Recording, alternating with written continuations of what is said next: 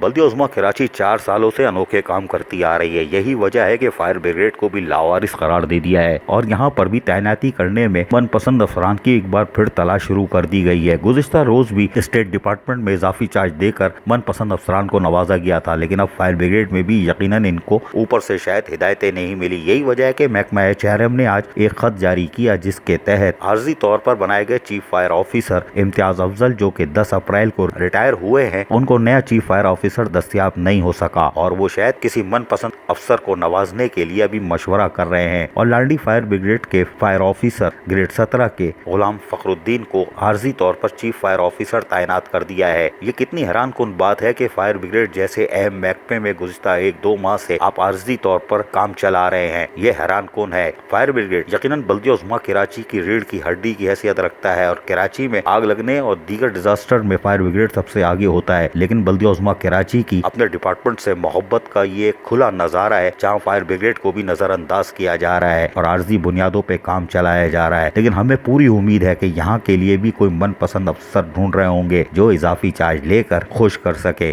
Aziz Arif, KBS बल्दियाती news, Karachi.